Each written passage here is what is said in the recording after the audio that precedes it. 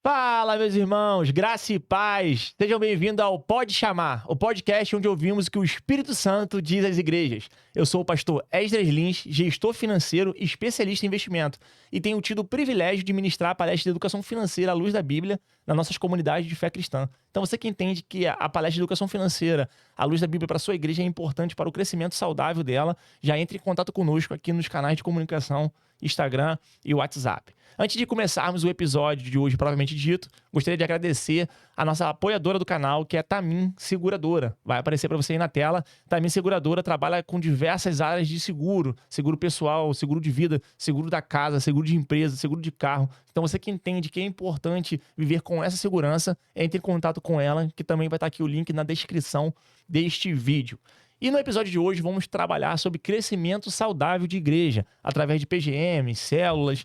E para isso eu chamei aqui o pastor Israel Corte, que é uma referência para mim nesse crescimento saudável de igreja. Ele tem se especializado nessa área e ele vai trabalhar conosco aqui e ensinar a gente como implementar uma célula, um PGM nas suas igrejas. Pastor Israel, muito obrigado pela tua presença. Obrigado pela disponibilidade do seu tempo de estar aqui conosco. Jesus, eu estou muito feliz de estar aqui, né? Nossa amizade já vem de algum tempo. E orando, né, sobre esse momento, já criando uma expectativa de crescimento, né, por esse contato, né? E na expectativa de relembrar o que a Escritura diz, o que que nós aprendemos com o nosso Mestre Jesus, Amém. né, sobre isso. Queria deixar uma monção aqui, né, que o pessoal fala de agradecimento. O pastor Israel, ele tem um espaço, assim, no meu coração muito grande. A gente participa de um café de pastores, né, que a gente denomina ali Café dos Anjos, que acontece toda segunda-feira de manhã. E, cara, assim, um bate-papo com ele ali de 10 minutos, eu tiro 18 pregações. E aí eu fico vivendo desses dividendos, dessas pregações, assim, com 10 minutinhos da palavra do Senhor ali, que o Senhor ensina pra gente ali. Então, assim, eu me sinto muito bem ao seu lado. E aprendo muito, muito, muito com o teu jeito, com o teu conhecimento, com a tua vivência pastoral. Muito obrigado por isso. Muita bondade sua, Esdras. Eu ouvi algo recente que tem feito muito sentido para mim. Eu passei a fazer essa oração, né? Que o Senhor me apresentasse os amigos de Jesus. Né? Nós Legal. podemos conhecer muitas pessoas, mas quem faz diferença de verdade é quem ama Jesus. Né? E quem ama Jesus prospera, quem ama de Jesus tem missão, quem ama Jesus, né, tá em avanço. Né? A coisa mais importante da nossa vida é o relacionamento com Ele. E aí tá numa mesa com um amigo de Jesus é algo especial. Muito obrigado. E deixa eu te perguntar, pra audiência que tá te ouvindo aí, a gente não sabe, né, o alcance da internet, né? De repente tem uma pessoa agora na África, no Japão, ouvindo esse podcast. Quem é o pastor Israel Corte?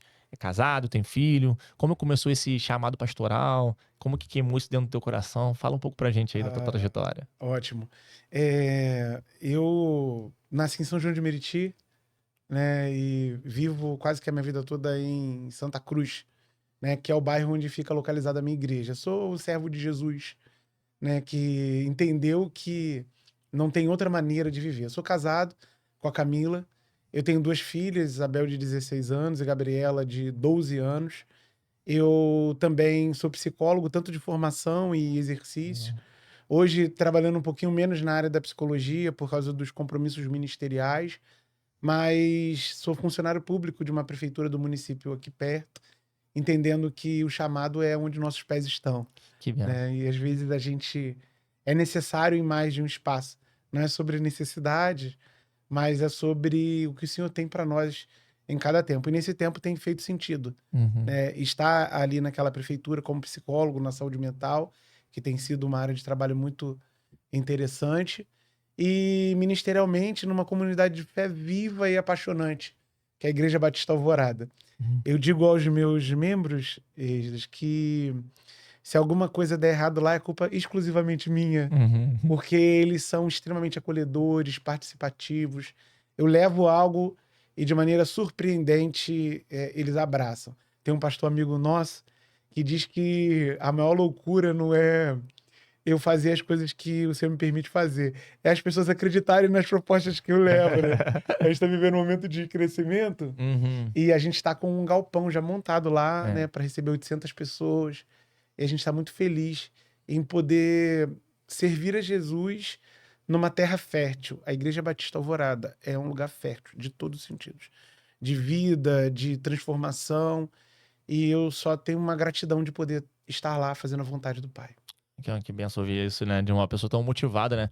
Às vezes, né, durante a caminhada ali pastoral com alguns colegas, tu vê que as pessoas já estão ali na liderança de um povo só por obrigação, ou talvez pela remuneração, já não perdeu aquele primeiro amor, né? Mas de você não, a gente consegue ver esse teu brilho nos teus olhos de estar exercendo essa função, né? De estar ali com essa responsabilidade sobre os seus ombros, que é cuidar de almas, de vidas. Essa é uma característica que o Senhor me deu, Esdras. E eu já recebi muitas palavras contrárias, né? Falando assim, esse primeiro amor vai passar, Uhum, né? Mas eu não consigo fazer nada que eu não esteja, assim, apaixonado. Se eu planto uma paixão uhum. e todo dia é um dia extraordinário, né? E tem sido um tempo importante pra gente, porque nós temos visto o resultado. Eu sirvo ao Senhor desde novo. A minha família é uma família evangélica, geralmente nome bíblico assim, É, né? né? Israel tem que ser Já, mãe crente para Jesus. colocar. Esdras. E eu já servi o Senhor em muitas condições. Vendo crescimento, não vendo crescimento. Em igrejas com trabalho muito difícil. Mas hoje eu vivo o melhor momento ministerial, porque é aquela plantação que você coloca uma semente e ela floresce. Uhum. Tinha um desenho antigo, eu não sei se você vai lembrar. Tu lembra do João e o pé de feijão? Não, eu sou novinho, eu tenho 21 Ah, anos. isso é dos antigos. Eu lembro, eu lembro. Lembra que ele botava uma sementinha e ia crescendo muito grande diante dele. E hoje eu vejo o ministério assim. Uhum. Aos olhos dos outros, eu não sei, porque o número é relativo. Isso. Mas para mim, eu tô como aquele Joãozinho pequenininho Uhum. que botou uma sementinha que é o seu serviço, né? Os seus pequenos recursos na mão do Senhor.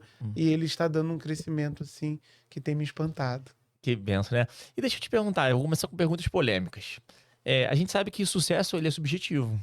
Uma pessoa que passa no concurso público federal, ela alcançou sucesso uma vez que ela sonhava com isso. Entretanto, um cara que é CLT, ele também alcançou sucesso uma vez que o sonho dele era ser gestor de uma empresa, beleza?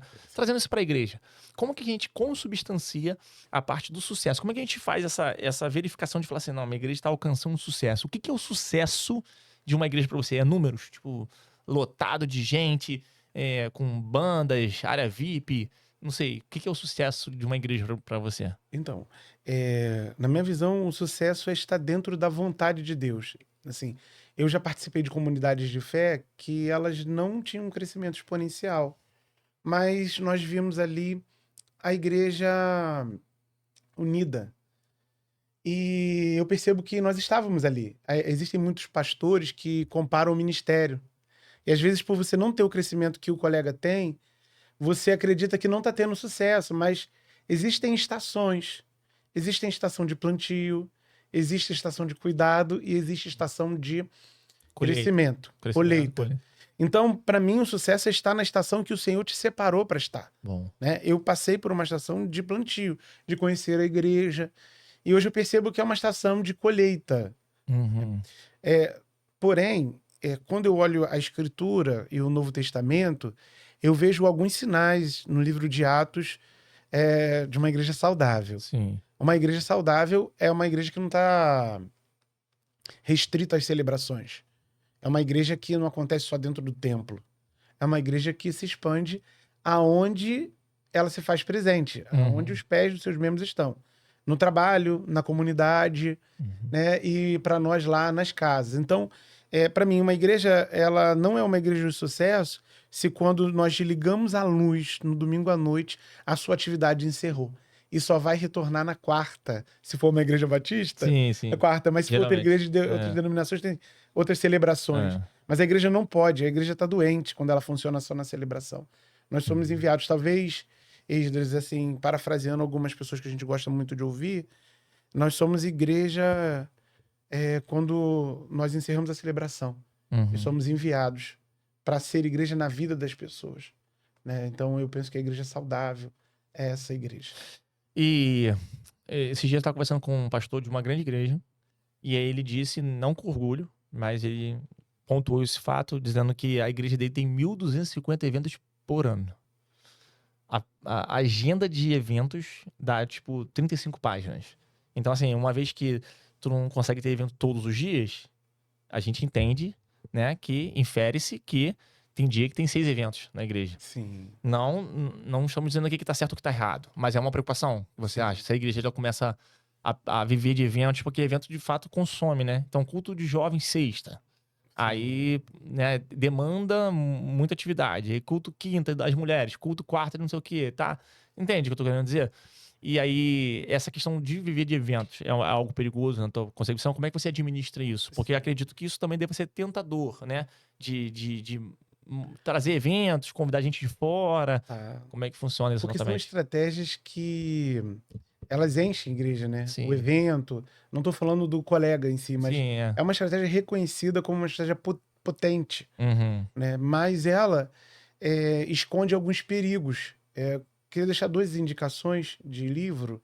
Primeiro, Igreja Simples e Weak Church, que falam sobre modelos de igreja que acontecem através do discipulado.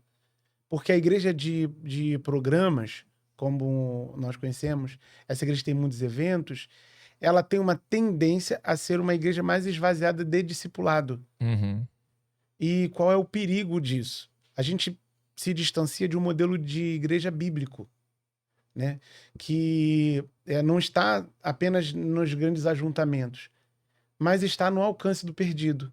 Então, o perigo de muitos eventos é fazer uma igreja voltada para dentro, Pra dentro. para a excelência de dentro, né? O perigo é a igreja passar a oferecer um produto, né? Nós não oferecemos um produto. Nós somos anunciadores do evangelho.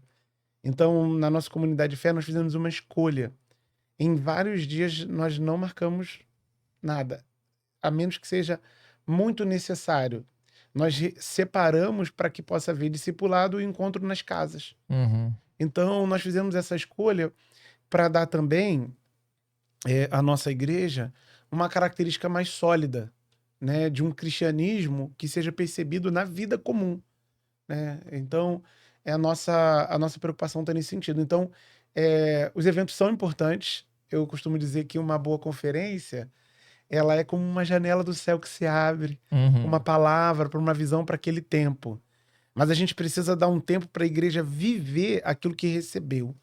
Eu tenho aprendido recentemente que mais importante do que adquirir um conhecimento é colocar esse conhecimento Sim. em prática. E o que está associado a isso, eu falo muito com a igreja.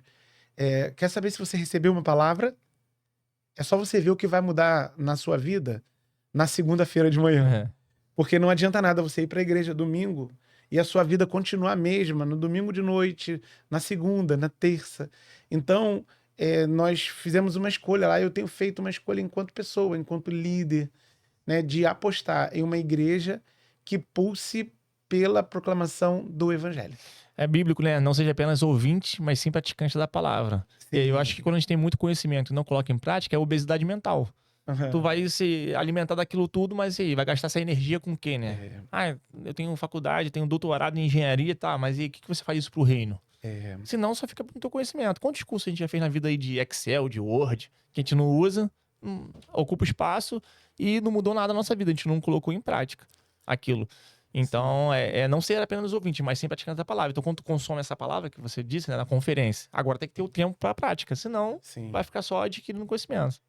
Eu recebi um convidado lá na igreja e a gente batendo um papo assim na mesa, e ele falou assim, pastor, você sabe quantas vezes, é polêmico, hein? Uhum. Os membros da igreja, da sua igreja, leem a Bíblia por ano?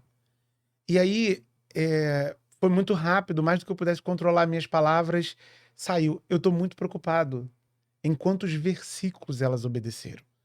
Porque a cultura de igrejas tradicionais é de muito aquisição de conhecimento e volume de leitura, mas nem sempre, né, isso vai gerar nem uma ortodoxia, nem uma ortopraxia. Então, esse acúmulo de conhecimento pode não estar resultando em nada, em vida. Você entrar e ver um ambiente morto, uma vida morta, né? Sim, é bonito por fora, mas por dentro todo, né? Porque ele só externaliza aquele conhecimento que ele tem. Então, ele é um pouco mais ético, ele sabe se comportar melhor, ele tem etiqueta. Ele vence todas as dinâmicas bíblicas, todos os debates bíblicos. Todos os debates, mas não ganha ninguém para Jesus, mas não é dizimista, mas não honra a própria casa. Quando tu fala isso aí, eu lembro lá de Isaías 6, quando Deus fala sobre o povo de Israel, que ele plantou Israel e dá os frutos amargos. Dá até fruto, mas amargo. Deu pra entender? Então, olha que importante. Deus, ele cavou o buraco, colocou ali as pedras, regou, mas Israel não foi a videira que dava o fruto doce. Aí é por isso que João 15, Jesus fala, né? Que eu sou a videira verdadeira. E meu pai é agricultor. Coisa profunda. Toma esse soco. Por quê? Porque às vezes a pessoa dá até um frutinho, dá até uma cerolinha ali, Sim. mas amargo, Amargo. ou pouco. Amargo. Ele é um excelente religioso, mas um péssimo cristão, porque o cristianismo tem a ver com o quanto de semelhante nós passamos a ser a Jesus. Isso. Né? Então, nós frequentamos muitos ambientes religiosos. Imagino você visitando a imensidão de igreja que você tem visitado, né? Precisa lá urgente. Ainda bem que a gente está gravando aqui para afirmar esse testemunho. Você deve perceber, tem ambientes que você entra e fala, cadê a vida desse lugar? Exato. Nos relacionamentos. Mas o diácono abre a igreja. Abre a igreja. A igreja está limpinha, mas... Não tem vida. Porque Jesus traz a vida. Exato. Né? A prática traz a vida. O pastor é um teólogo, né? Mas é um teólogo urbano, um teólogo... Eu tenho esse entendimento. Sim. Um teólogo prático. Né? Até bonito a pregação assim, né? Como estudo bíblico, mais a vivência. E aí, como é que você conseguiu trabalhar isso na tua igreja, uma vez que ela não tinha essa percepção de pequenos grupos, né? Célula, sei lá como as pessoas que estão ouvindo denominam. Você denominou ali GA, é isso? Isso, grupos alvorados. São células, só que a gente tentou dar uma identidade, né, para o nosso trabalho celular. Nós trabalhamos com uma metodologia... Antes disso, eu queria saber como é que isso despertou no teu coração. Tá. Que aí é pra pessoa entender. Tipo assim, pra ela se colocar no teu lugar. Falar assim, cara, minha igreja não tem célula. Tá. E aí agora tu precisa impactar. O que impactou em você, impactar nessa pessoa. O que foi que mudou a chave? O que foi a estrada de Damasco, né? Compaixão. Compaixão. Esdras, a nossa igreja é ótima. Sempre foi. E ela nasceu com grupos de criança. De evangelização. Ela não fica dentro do conjunto Alvorada, mas é Alvorada porque nasceu lá com um grupo de evangelização de criança. Legal. É uma igreja que sempre se importou com pessoas, mas essa compaixão, ela estava sendo expressa de maneira limitada. Mateus capítulo 9, se você pegar, ele começa com muitos sinais. O homem que desce do telhado, né? A mulher ali que toca Jesus, a ressurreição. Tem muita coisa ali. Mas chega no final do capítulo 9, Jesus diz assim, eu olho e eu vejo a multidão como ovelhas que não têm pastor.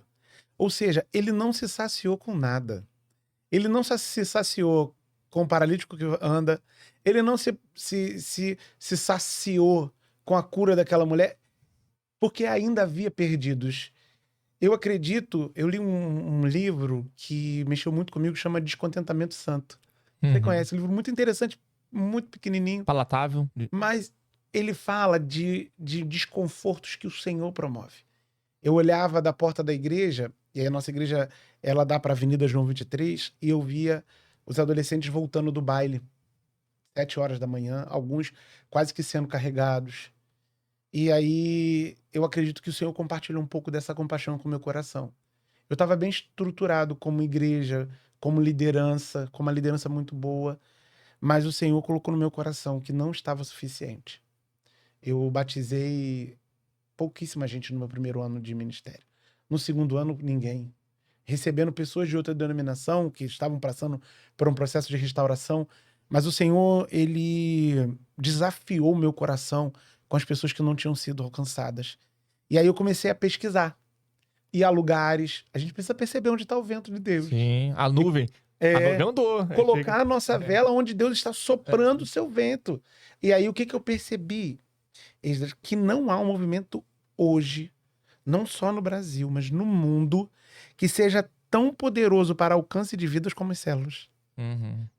Entende? Nós fizemos evangelismo de rua lá muitos anos, com 5, 10 pessoas, e nos últimos 2 anos nós não vimos nenhum resultado extra. Nós precisamos fazer uma reflexão. A minha estratégia está dando resultado, porque não é sobre o meu crescimento pessoal ou numérico, é sobre quantas pessoas estão sendo alcançadas por Jesus.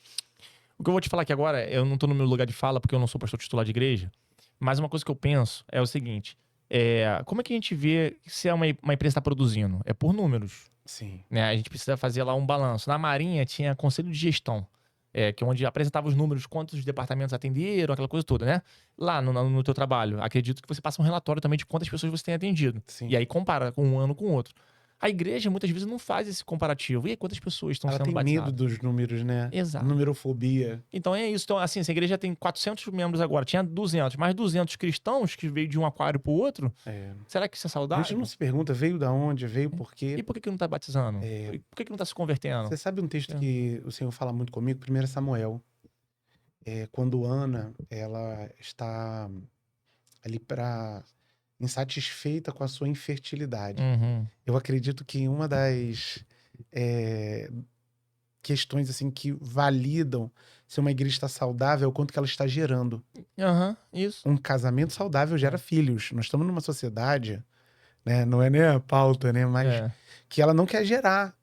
E isso é um fruto de adoecimento. Sim. Porque eu só quero olhar para mim. Egocentrismo. A igreja que não quer gerar, nós estamos bem aqui. Nós estamos, temos que tomar cuidado com o inchaço, nós temos que... olha, ela tá... Não tá percebendo. A esterilidade numa igreja é uma doença que precisa ser tratada. A gente sabe o que a gente faz como igreja? Fica satisfeito em se apropriar dos filhos dos outros. Filho que já tem pai. Já tem pai, ela tem o pastor da vida dela. Eu amo todo mundo que chega na minha congregação, mas eu não sou pastor do coração de todo mundo que chega lá. Às vezes é o pastor da igreja que ela saiu. Entende? Ela tá ali por uma conveniência ou pela estrutura. A gente precisa ter essa clareza. Mas as pessoas que nascem ali, que foram alcançadas por Jesus ali, né, elas são sinais de que a igreja está cumprindo o seu papel, que é avançar na direção do perdido. Então, eu acredito que esse seja um indicador. Né? A minha igreja é fértil. Eu recebi tantos membros da denominação A, B e C. Não, quantos perdidos eu alcancei? Isso aí. Porque o reino só cresce quando eu batizo. Isso. Porque se veio de outra denominação, já era reino. Isso aí. A minha igreja não é tão mais especial do que a outra. É tudo reino. É tudo reino. Ela só se mexeu dentro do reino. É o mesmo pai. O pai pode mudar os filhos de quarto. Não pode? Pode, isso. Pode. Mas para entrar na casa é processo de filiação. Então, assim como Ana estava insatisfeita e dizendo, Senhor, eu posso gerar. É interessante que seu esposo diz assim, eu não sou suficiente. Né? Os nossos membros antigos... É muito engraçado, vou te contar uma história. Os nossos membros antigos, eles às vezes estão dizendo isso. Pastor, mas nós não somos suficientes. Não tá bom aqui? Por que o senhor está desesperado criando célula, fazendo projeto evangelístico? Eu tenho um membro que ele saiu algum tempo de lá e por que ele ficou chateado? Ele estava descontente porque a igreja começou a movimentar, entrar perdidos, batizar, não deu mais para batizar no batistério, teve que botar uma piscina e aquele desespero. Ele falou assim, poxa, pastor, eu sou fundador da igreja. Cheguei aqui, tinha um rapaz na porta que chegou ontem, disse, seja bem-vindo. E perguntou onde eu queria sentar. Eu falei, meu irmão, era pra gente celebrar que ele estava perdido, foi encontrado e agora ele se sente parte da família. Então, nossas igrejas, ela tem um ranço de filho mais velho, né? A parábola do filho pródigo. Sim. Entende? Que, mas o senhor nunca fez isso para mim. Isso. Mas o reino se expande. Né? O Senhor Jesus, Esdras, quando veio ao mundo, ele foi questionado porque não estava nas sinagogas, porque ele comia na casa de pecadores. E a sua palavra foi, eu vim para buscar aquele que se havia perdido. E todo pastor, ele precisa ter esse ardor no coração. Eu vim para buscar o que está perdido. E foi isso que mudou lá, porque trabalho teve mais. Né? Pessoalmente, não era a proposta mais interessante. Mas olhando o coração de Jesus, nós precisávamos fazer algo. E aí tu teve esse impacto, aí tu começou a buscar. Comecei a preparar, porque a primeira parte, a primeira etapa de todo o processo de transformação é o preparo. Sim. Né? O terreno, preparar o terreno ali. Quando o líder muda, tudo muda. Quando o líder se transforma, tudo se transforma. Então, antes do Senhor fazer na igreja, tem que fazer no coração do pastor. Antes de fazer na casa, o coração do pai tem que mudar. Né? E primeiro eu fui mudar o meu coração. Não só no meu conhecimento, mas eu fui escutar pastores que estavam vivendo esse alcance de pessoas. Eu fui conhecer os métodos e orar para qual método se adaptava à nossa realidade. qual método ia respeitar a minha denominação. Uhum. Né? Eu tenho um compromisso com a minha denominação. Eu aceitei fazer parte dessa denominação. Né? Então, eu achei fui encontrado, direcionado por Deus a um modelo, né, de rede celular que chama DNA, vinculado à Igreja Batista Central de Belo Horizonte, Uhum. que é um modelo que tem conexões regionais. Então, eu tenho um suporte de um mentor, eu tenho um respeito aos meus processos. Eu nunca fui orientado a acabar com a minha escola bíblica dominical, Uhum. né, a mexer, né, naquilo que é importante para a igreja, mas respeitar o processo de aquisição de conhecimento, né, de pregações intencionais, de uma escola de líderes. Foi meu segundo passo. Primeiro eu fui me preparar, Uhum. preparo pessoal, Isso, no secreto ali. secreto, ler livros, né? Depois, o que eu fiz? Eu comecei a andar com pessoas que estavam indo na mesma direção que eu, né? Há quem diga que você é a soma das pessoas que você anda. A média dos 5. Você é a média dos 5. É. Então, eu passei a andar com pessoas apaixonadas por vidas. Uhum. Pessoas que estavam gastando a sua vida. Então, no meu grupo de amigos, eu não tenho pessoas que estão no ministério forçadas. Uhum. Eu tenho amigos que são apaixonados pela igreja e pela missão da igreja. Legal. E aí eu comecei a escolher onde eu ia andar. Né? Uhum. E aí isso começou a fazer sentido no meu coração. E fui para a igreja. Conversei com a liderança. Tem um livro que chama Transição, do pastor Wagner Carvalho. Livro também... Eu não sei como é que conseguiu reunir tanta coisa boa em tão pouco espaço. É um bom perfume guardado no pequeno frasco. Uhum. Você lê rápido. E ele fala sobre esse processo de transição. E ele vai falando, preparo do pastor, conversa com a liderança. Chamei, falei, gente, vocês estão vendo? Aí, o que o Senhor tinha me mostrado, eu comecei a mostrar para eles. Uhum. Falei, olha as crianças passando, olha os adolescentes passando. Falei, vocês já perceberam que a nossa igreja está homogênea? Era até parecido, era o mesmo problema. Sabe qual é o problema que eu tinha, Esdras? Era irmão que ficava chateado com o irmão. Esse é o problema que a igreja enfrenta? É. A igreja foi convidada para enfiar a mão na lama, meu amigo. Achei a igreja de Colossos, que era assim, ficava um falando do outro ali. Não tinha tempo. Agora nós estamos com pouco tempo para brigar. Porque chega alguém com um problema maior que nós. Pessoas que estavam querendo se matar. E a gente tem que cuidar agora para não se matar. É isso aí. Que estava trancado em casa, com câncer terminal, agora a gente tem que ir lá cuidar. Isso. Né? Pessoas que tinham problema com drogas. Uhum. E agora precisam estar sendo cuidadas. Nós temos que, no trabalho com células, nós abrimos a nossa casa toda semana. E aí você tem menos tempo para se preocupar com o que não é importante para o Senhor. Não sei se Sim, claro, sentido, com certeza. E aí isso começou a trabalhar no teu coração. Aí depois tu chamou a liderança. Chamei a Aí tu liderança. começou a pregar sobre isso. Aí pregava quarta e domingo de manhã, é isso? O que acontece? O Espírito Santo nunca fala uma vez só. Uhum. Quando eu comecei a ler o material, eu percebi que, sem saber, eu já estava no movimento de Deus. Nós, em 2019, começamos a trabalhar ano temático na igreja. Né? Algumas igrejas chamam de ano profético, sou mais tradicional e menos tradicional. Ano temático. E nós colocamos uma placa na parede de entrada da igreja, movidos pela compaixão. Nós já estávamos falando sobre compaixão. Nós já estávamos falando sobre discipulado. Eu já tinha dado, às quartas-feiras, eu dava um estudo em cima de um livro. Olha o nome dos livros que eu estava dando estudo na época. Eu comecei a ter uma visão de instruir a igreja para aquele tempo. Então, eu coloquei Cristão Contagiante. Excelente livro. A Trelice e a Videira. A igreja já estava sendo preparada. E eu fui afinando no púlpito. Uhum. E aí, ainda na dúvida de alguma maneira, tá pulando processos, eu fiquei num processo de oração. E até que o Senhor falou comigo, né? Falando, filho, por que você tá esperando? Os perdidos continuam perdidos. Uhum. E aí eu voltei, eu tava de férias quando eu tava lendo um livro que o Senhor falou comigo através desse livro. E eu chamei a minha equipe e falei, olha, a gente precisa fazer alguma coisa. E nós começamos a nossa primeira escola de líderes, né? Já vinha Esse com a é o passo pregação 2, então. O primeiro passo é a preparação do secreto. Preparação. É ali, pregação intencional. Uhum. Aí tu começou a pregar intencionalmente. Intencionalmente, sobre isso. Mas pregava quarta e domingo.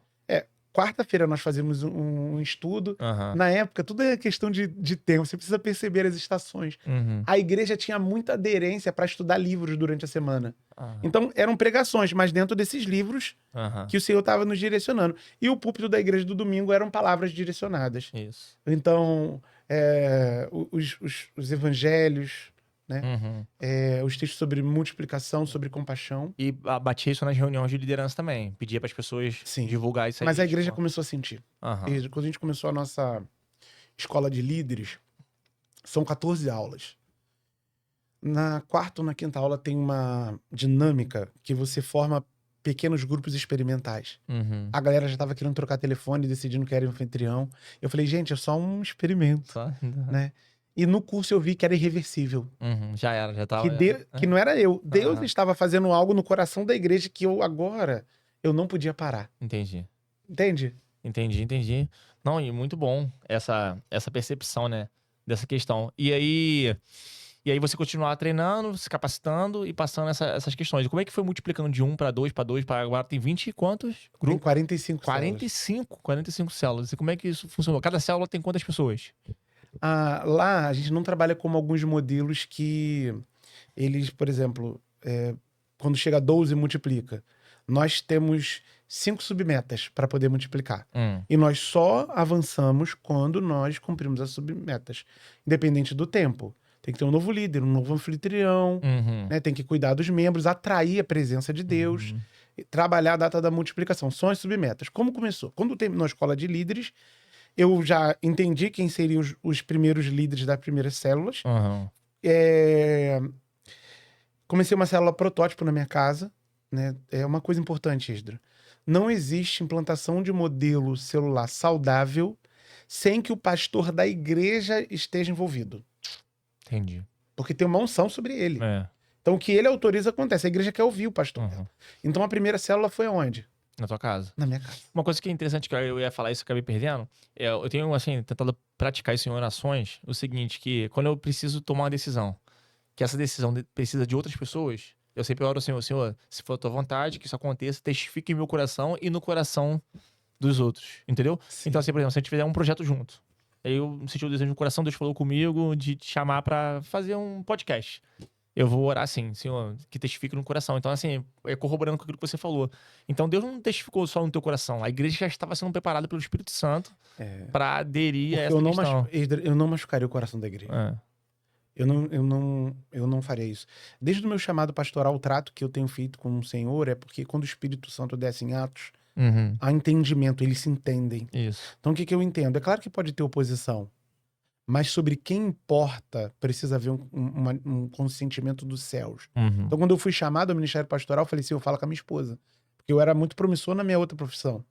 Né? Eu estava já inscrito na prova de mestrado para entrar. E o Senhor me levou para o seminário.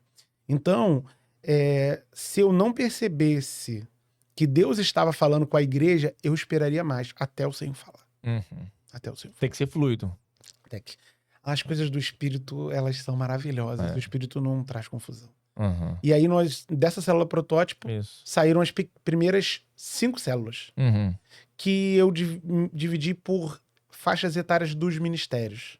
Então, tinha a célula de jovens, célula de adolescentes, célula 60+, e 2 células de adultos para comportar. Então, não era por distância? Então, por exemplo, se eu sou jovem e congrego na tua igreja, eu moro lá em Guandu-Sapê, aí eu ia ter que ir lá pra uma casa de um irmão lá do outro lado. O que acontece? O primeiro critério para você ir para uma célula é a afinidade. Não é proximidade de casa? Não. Porque é mais fácil você ir para uma célula de quem você tem um laço do que porque é perto da sua casa. O que acontece é que os jovens já tinham um laço ministerial. Os adolescentes já tinham um laço ministerial. Sim. Os idosos já tinham um laço ministerial. Lá é dividido por rede. Cada faixa etária tem uma rede. Ali era o início das redes. Né? Rede branca de adolescente, rede verde de jovens, rede amarela, 60+. Isso é importante também por causa do pertencimento, não é isso? Isso. A pessoa se sentir pertencente. Nada começa grande, tudo começa pequeno. Isso. Né? Então, quando começou, todo o material já me deu o suporte, é um material gratuito, cara. É um material dado, assim, é uma coisa linda de Deus. É um maná. Que eu já entendi que ia culminar no surgimento das redes. Então, né, o que você quer construir precisa estar indicado desde o início. Então, foi se indicando. Hoje, a Rede Verde, acho que tem 12 células. Né? Que é jovem? Rede jovens. Então são 12 células de jovens. Aí cada um com quantos membros? Varia. Tem célula com 8, com 6, tem célula com 15. Tem célula que chegou já a 20. Uhum. Nas células de adulto, ó, quando começou, foi uma coisa, assim, teve uma célula com 3 semanas, bateu 39 pessoas na casa. Caramba. Os meus irmãos vão lembrar dessa célula lá da igreja, vão assistir e vão lembrar. A célula tinha gente na primeira varanda, no quintal, e teve gente na calçada.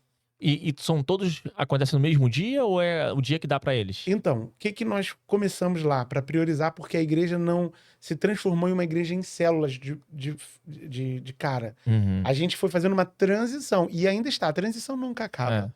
Nós priorizamos a segunda e a terça. Uhum. Então, alocamos essas células nesses dias, exceto a célula de adolescentes. Por causa do estudo no outro dia, a gente colocou na sexta. Uhum. Então, são nesses dias prioritários. Hoje, depois de 3, 4 anos, a célula virou o coração da igreja. Então, se tiver uma possibilidade que seja em qualquer dia, a célula vai nascer. Uhum. Tem uma célula lá que tá passando por um momento de transição, mas era terça de manhã. Célula de mulheres. Caramba. Né?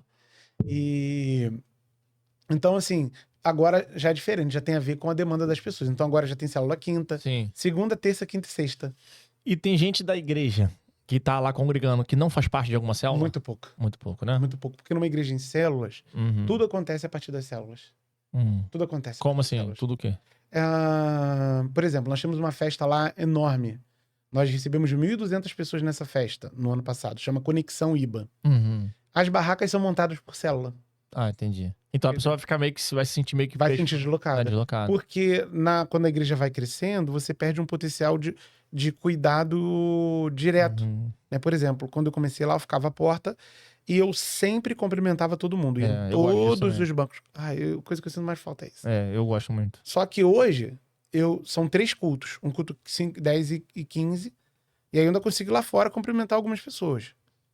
Mas se eu ficar se eu ficar na porta, eu atrapalho a saída. Uhum. Aí 10 e 15 da manhã vai até que horas? Até 11h30. Aí acaba esse culto depois? 5h30 às 7. É um culto noturno, de noite? De tarde. Aham. E tem um culto da noite. Porque o que aconteceu? Como a igreja foi crescendo, o espaço físico não foi dando. E tu prega em 3 ou é a mesma pregação? Não, o tarde e noite é espelhado, de manhã é outro. Ah, tá. Não, sim. Domingo agora eu preguei os 3 cultos. Mas eu tenho pregadores lá excelentes, que eu também coloco eles, né? Mora o Senhor, mas às vezes eu tenho o entendimento que tem culto que o Senhor quer que eu fale. Claro. Né? Então... E aí perdeu então essa proximidade. Aí como é que você faz? Quem quiser escapar consegue. Numa igreja menor, Não tem como. a pessoa acaba o culto e quer ir embora. Mas você pega lá na porta. Sabe o que eu fazia? Na porta mesmo, eu falava, eu quero falar contigo. Tu fecha a lateral da porta. Eu cercava. Agora eu não consigo cercar. Eu tô pregando e falei, olha lá, fulano não tá bem. Olha o olho dele, que o pastor conhece. Olha lá, não tá bem. Eu não pego. Mas o líder de célula viu. Uhum. Aí lá na célula, eu quero ver fugir na célula. É. Na mesa, no olho. Uhum. Né? Então, o cuidado, ele é amplificado, potencializado. E como é que você faz essa métrica da tua igreja estar saudável e não estar só porque, por exemplo, a célula também pode virar um evento? Pode. Tipo assim, churrascada, salgado, a pessoa vai só pelo lanche, pelo evento ali do dia de semana, virou... Tem um pastor que fala de Elias, a gente tem coinonite. Virou uma coinonite ali. Então a pessoa vai ali porque é um negócio engraçado. E aí, eu estudo muito marketing, né? E um dos princípios do marketing é tu colocar o aluno num sentimento de pertencimento, né? Então tu vê esse movimento que tem ai meu Deus, dos homens que sobem a montanha aí. Legendários. Aí tu vê, a questão, não tô falando bem ou mal, só tô falando o seguinte, que é a questão do pertencimento. Eles têm uma cor, tem um grito, tem um símbolo. Então, assim, o ser humano tem a necessidade de se sentir pertencente a alguma coisa. Sim. Então, pertence a uma torcida organizada do futebol, pertence a um motoclube. Como que você cuida para que as pessoas não se sintam indo ali só por causa do evento? Como é que você consegue analisar essas métricas? Então, um dos fatores... Tem alguns fatores que podem sinalizar que a célula está saudável, né? O primeiro é a presença de visitantes. As células são um projeto evangelístico sobre amor ao perdido. Então, quando uma célula está há muito tempo sem receber visitantes, tem um problema ali. Tu recebe relatório, então? Sim. Nós temos um grupo... Tá todos os lugares. Que nós já tivemos um aplicativo, agora a gente tem um grupo que a gente trabalha as informações lá. Mas tem uns supervisores de célula que ajudam a cuidar disso. O outro fator, além da questão da presença do não crente, é a multiplicação. Porque qual é a questão da koinonite? Ela tem uma estabilidade que a célula passa a ser desinteressante. O que traz vida para a célula é o perdido. Uhum. É as novas pessoas, igual a igreja. Uhum. A igreja, quando ela tá dando muito problema, é que ela parou de crescer. As pessoas estão... Agora, quando chega o perdido empolga. Sim. O novo convertido, até mesmo que vem de outra igreja, ele chega com um talento novo, ele dinamiza. Então, a presença do não convertido e a multiplicação. Porque a não multiplicação significa que alguma das submetas não foram alcançadas. Tu não falou quais são as submetas? Novo líder, gerar um novo anfitrião, atrair a presença de Deus, trabalhar a data da multiplicação, novo líder, novo anfitrião, trabalhar a data e cuidar dos novos membros. Uhum. Então, alguma parte não ficou. Não cresceu, não tá cuidando dos novos membros. Tem alguma coisa aí errada. Tá faltando a presença de Deus. Tem célula que é perfeita, mas a célula não tem nem fogo. Se você olhar, o que nós temos de diferente? A igreja é diferente do mundo, de uma organização. 2 aspectos. Primeiro, compaixão. Isso. E o segundo, poder sobrenatural. Uhum. Claro, tem um místico ali, o evento místico, o Espírito Santo. Tem ali, algo de Deus. A conversão é o maior sinal do Sim, poder de Deus, claro. a transformação do homem. E Mas vai ter transforma. cura. É. Lá nós temos no culto da noite uma parte do culto que chama Momento da Visão, em que uma célula vai lá e dá um testemunho. Uhum. Nesse domingo foi uma célula muito querida, que falou sobre, por exemplo, pessoas que chegam lá, estão desempregadas, depois do período de oração, Uhum. o Senhor abre uma porta. Então, o que nós vamos observar? A demarcação de que a célula está cumprindo o seu papel de alcançar o perdido, atraindo a presença de Deus e gerando novos líderes. Uhum. E ainda sobre aquela questão das grandes celebrações, Sim. se você olhar o ministério de Jesus, qual foi a estratégia de Jesus? Jesus se preocupou com grandes eventos? Uhum. Ele pegou 12, cara. Uhum. Ele pegou 12 e cuidou bem desses 12. E esses 12 bem cuidados Uhum. mudaram a história, né? Mudaram a história da igreja, iniciaram a igreja. Eu gosto de um camarada que veio um pouquinho antes de Jesus ali, que é João Batista, que aí lá em Mateus 3, né, diz que as pessoas saíam de Jerusalém, Judéia, pra ouvir ele no deserto.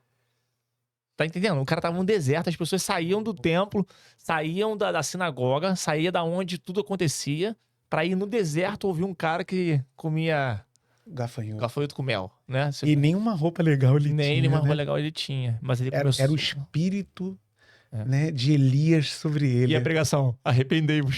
Arrependei-vos. Eles estavam indo pro deserto para apanhar e confessar os pecados. Saíam da cidade. Então, tipo assim, não tem a ver com... algo. Ele carregava algo. E acho que o desafio nosso é carregar algo. É uma igreja que carrega algo, uma célula que carrega algo, porque não é sobre a beleza da casa. Nunca vai ser sobre a beleza da igreja. Nunca vai ser sobre os recursos que uma igreja tem. Mas o quanto de poder que ela carrega. E a mensagem que nós carregamos é poderosa. Esse espírito... o livro de Malaquias termina, né? E eu vou enviar o espírito de Elias. E o coração dos pais se converterá ao dos filhos e dos filhos aos pais. E aí, se você observar o espírito de Elias, agora em João Batista, tanto que ele é até confundido, mas João Batista não realiza nenhum sinal. O que o espírito de Elias, né? Essa coisa de Deus que tinha Elias e ele tem, agora carrega da parte do Senhor. É o sobrenatural para transformação de vida, de transformação de quem a gente é. E esse foi o centro do ministério de João Batista, que preparou o caminho. E esse precisa ser o centro do nosso ministério. Preparar o caminho para o Senhor. Outro dia eu estava orando, assim, antes de começar o culto, eu falei assim, Senhor, permita que, quando eu for falando, as pessoas consigam te enxergar aqui. Porque se as pessoas enxergarem Jesus extra, tem muita coisa que acontece. Não é sobre a construção narrativa. Se as pessoas enxergarem Jesus na célula, não é sobre ter uma célula. É sobre Jesus estar na célula. E a gente tem aberto mão de tudo isso. Pra isso. Da moral, de tudo, de reputação. Eu não tô nem aí. Eu não tô nem aí. Se eu receber uma ordem de Jesus, eu vou cumprir. Eu acho que isso... Acho que mantém meu coração apaixonado quando eu vejo que as pessoas conheceram Jesus. A gente fez uma... Tá dando um curso de Célula Kids e a gente mandou gravar nas Célula Kids. Nós temos uma rede, chama Rede Roxa de Crianças. E eu mandei uma ordem no direcionamento, falei assim, grave um vídeo das crianças respondendo por que elas gostam da célula. A gente imaginou que elas iam falar: a gente gosta da célula por causa da comida. Sim. Quase 100% das crianças falam: eu gosto da célula porque eu escuto falar de Jesus. Porque eu não entendo nada do que se fala na célula de adultos. Mas aqui eu entendo. Uma falava: porque eu quero viver para sempre com Jesus. Então, quando é sobre a presença de Jesus, nada faz sentido. Nem as células fazem sentido sem Jesus. Sim. As células não são maiores que Jesus, nenhuma É. estratégia, nenhum método. Desculpa, Não, eu também tô. Ontem eu faço oração com meus filhos todos os dias ali. Até inclusive vi gente aqui no Stories. Aí meu filho ora, minha filha ora, eu oro. Aí minha esposa ora. Aí meu filho orando ontem, abençoa a minha tia da escola, obrigado pelo papai, pela mamãe. Aí ele falou assim, obrigado por Jesus ter morrido na cruz pra nos salvar. Meu Deus. Uma criança de 6 anos. É. E tipo assim, Jesus transforma. Entendeu? Eu tenho testemunho de pessoas que conviveram comigo na Marinha. Um cara que a gente, com nossos pecados, nossas limitações, julga e fala assim, cara, esse cara não tem mais jeito, não. Esse cara não tem salvação, não. E o cara transformar, irmão, a vida dele, ele conhecer Jesus, e ele é um outro homem. E é só Jesus que pode fazer isso, sabe? É só a salvação. E a gente, às vezes, a gente limita o poder do Espírito Santo. A gente acha que certas pessoas não merecem salvação. É igual o Jonas lá, né? A gente acha que eles não merecem aquelas Sim. pessoas, entendeu? E é isso, a igreja é isso. É pregar, acolher, E você sabe, cuidar. a igreja é uma igreja de duas asas. Tanto as células, mas os ministérios. Eu aprendi algo algum tempo atrás que faz muito sentido para mim. É. A igreja, Jesus é o pastor das 100 ovelhas. Do pastor Jesus. Ninguém fica de fora. É. Então, eu acho que essa foi outra virada de chave pra gente. Entender que, assim, a igreja tá crescendo, a gente canta uma música mais atualizada, pintamos a parede de preta, Bota um ar-condicionado. mas tem uma rede amarela. Eu peguei... Sabe aqueles líderes, assim, que são extraordinários, do coração, pessoas que conhecem a igreja, e eu coloquei para liderar a rede amarela, né? Desde as primeiras células. E tem lugar. As crianças na nossa igreja, elas não são um adendo, um acesso, uma isca para adulto. Nós nos comprometemos em formar profetas desse tempo. E nem a igreja do futuro, é a igreja do presente. É agora. É. Ela tá movendo o sobrenatural agora, porque ela converteu agora. Ela pode não fazer parte do hall de membro oficial, mas do livro da vida, o nome dela já tá escrito. O nome do teu filho tá escrito, cara. E nada pode apagar, pode acontecer o que for, e vai estar lá. E aí foi outra virada de chave, porque em 2021, nós recebíamos, números são relativos, Sim. mas nós recebíamos 10 crianças, 10 crianças. Hoje nós recebemos 120 crianças. Já batemos 140 por domingo. Amigo, a gente vai pro Templo Novo e eu pedi à igreja que não mexesse em nada do templo atual. Eu não quero que se tire um microfone, uma bateria. Mas eu quero pedir ao Senhor que Ele me dê outras coisas, porque eu quero aquela mesma excelência para atingir o coração das crianças. Então, essa compaixão, né, que está no coração de Jesus, faz muita diferença quando a gente entende. Porque eu te digo, assim, de verdade, assim, honestamente, não sei nem se isso é apropriado dizer, a minha vida não mudou proporcionalmente ao crescimento da igreja. Eu moro na mesma casa. Pelo contrário, né? Mas, cara, eu vivo algo tão especial com aquele crescimento, Cara, o que é isso, cara? Eu tenho fotos, depois eu não sei se tem o Instagram da igreja e o Instagram do Ministério Kids. As crianças ajoelhadas, de mão dadas, orando. Já tem criança lá que arranjou problema na escola. Em aulas em que se dizia que Deus não existe, a criança... Deus existe sim. E a criança sofreu intolerância religiosa dentro da sala, tem que mudar de escola. Esdra. E a convicção pela fé que ela tinha. Pela convicção. Que queime fogo. Nós estamos interessados em defender o nome de Jesus, custe o que custar. Você acha que vai ficar de graça? Você acha que Jesus vai ficar devendo essa garota? Que confrontou a diretora, a professora, e falou: eu acredito que foi o Senhor que criou, foi Deus que criou. 8 anos, 9 anos. Eu não sei, pra mim tá valendo muito a pena. Com as crianças que estão orando nas suas salas, com as crianças que estão vivendo o evangelho. Então, assim,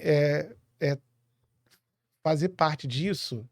E de verdade, cara, a maioria das estratégias nem sai do meu coração. Qual é o meu esforço, seja, não atrapalhar.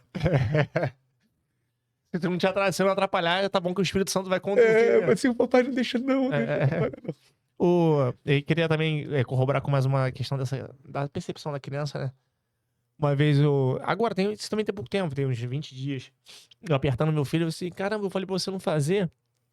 Você sabe que não era pra fazer, por que você fez? Aí ele veio pra mim chorando e falou assim, papai, eu tento fazer o que é certo, mas eu não consigo. Nossa. É Paulo, cara.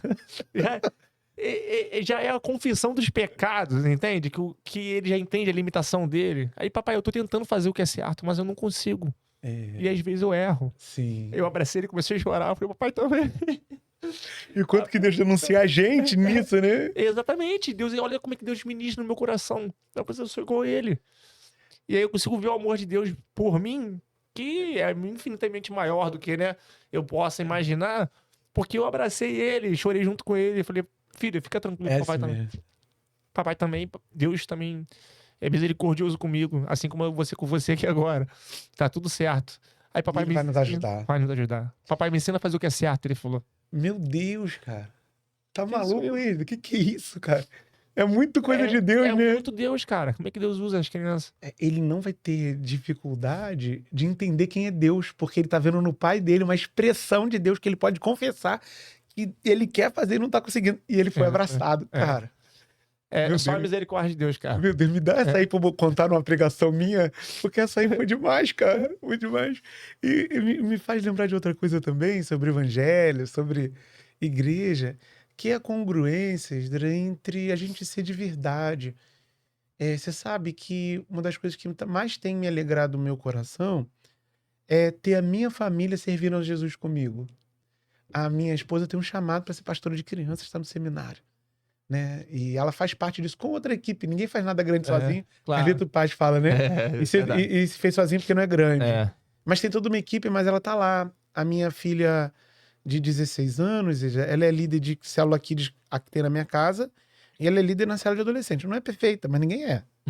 Mas está comprometida com a visão. Ela entendeu. A minha filha mais nova, de 12, ela apoia essa célula Kids lá em casa. Né? E tem um chamado. Ela tem um chamado para crianças também. Lá na igreja ela anda e as crianças andam atrás. Não tem aquele momento de recepção que você recebe alguém? Às vezes ela não pode ir. Porque se ela for, as crianças ficam na porta pedindo pra entrar também. E eu sei que Deus tem algo na vida dela. Batizei ela ano passado. Lá nós batizamos com 12 anos, né? Mas eu tô muito feliz porque o evangelho não tem mudado só a minha igreja. O evangelho tem mudado a minha casa. Né? Eu tô muito feliz pelo que Jesus está fazendo na minha casa. A gente, às vezes, quando assume um ministério ou assume uma projeção, né? Eu fico tão feliz de ver teu ministério, de acompanhar o que você produz. Mas só faz sentido porque você é dentro de casa. Você está produzindo muito fora, mas você está formando 2 discípulos de Jesus dentro de casa. Você está servindo na sua igreja local. E uma coisa que eu tenho lutado como pastor, que é para que a nossa igreja possa ser uma igreja íntegra, inteira nesse sentido. Pra ter célula na casa, tu tem que dar um bom testemunho na rua, cara. Senão teus vizinhos não vão, não. Se você ficar gritando com a tua família, não ser honesto, não pagar o que foi emprestado, botar lixo na porta do seu vizinho, em vez de botar na sua, com que autoridade você vai chamar o vizinho pra estar na tua casa? Exato. Então, assim, eu tenho refletido muito sobre isso, né?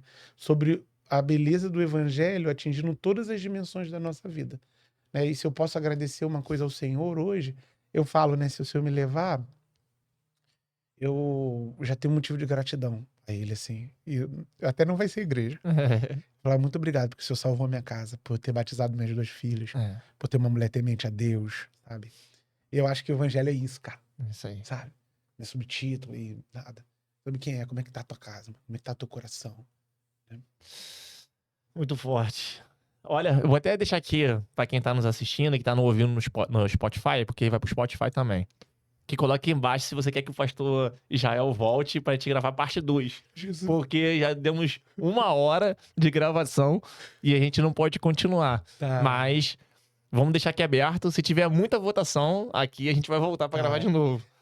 O que eu talvez gostaria, Esdras, assim, que são outras estratégias evangelísticas, assim, que a gente viveu lá, mas enfim, acho que o Senhor separou essa conversa pra gente conversar sobre esses assuntos, né? Já ministrou no meu coração bastante. Nossa, eu tô saindo daqui também em glórias. Pastor Israel, como fechamento desse episódio, o que você poderia falar para pastores e líderes de igreja sobre a questão, assim, em pequenas palavras, sobre a questão do PGM, do grupo multiplicador, se esse corte agora fosse eterno, assim como a carta ali de Paulo aos Romanos, aos Coríntios, se fosse salvar só essa parte da gravação, assim, e você fosse ecoar para daqui a 1000 anos, 2000 anos, o que você deixaria para as próximas gerações? Não deixe os sentimentos de Jesus serem apagados do seu coração. Não é pela maneira como você é tratado, não é pelo que o reino te retornou. O reino não, a igreja. O Senhor sempre vai ser fiel na tua vida. Sempre vai ser fiel. Ande pelo coração de Jesus, não das pessoas.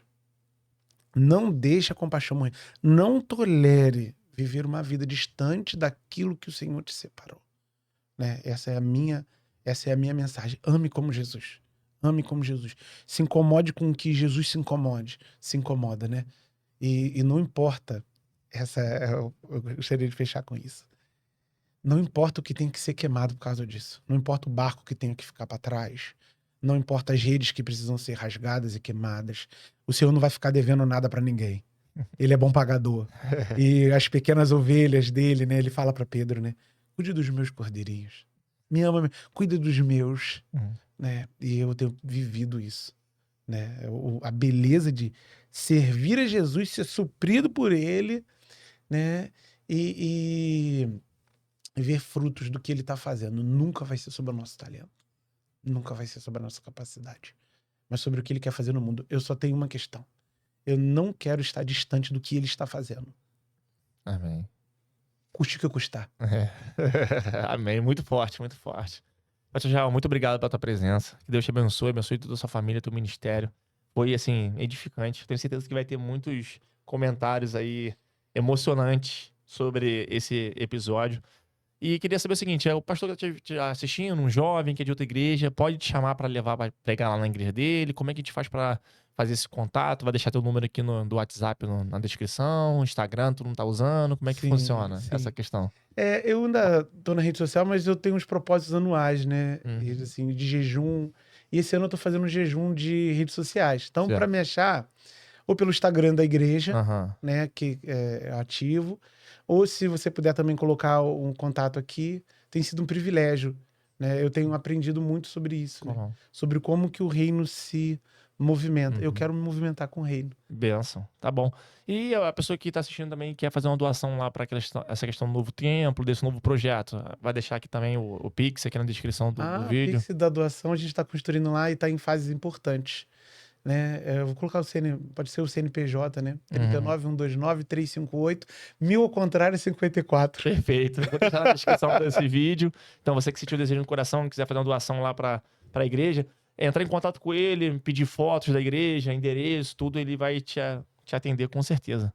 Pastor, muito obrigado mais uma vez, que Deus te abençoe. E você também que está em casa assistindo, obrigado por ficar até aqui. Curta e compartilhe esse vídeo. Se não é inscrito no canal, ainda se inscreva para receber mais conteúdos de fé e finanças à luz da Bíblia. Amém. Obrigado, Amém. Deus. Deus te abençoe. Tanta generosidade. Tchau, tchau.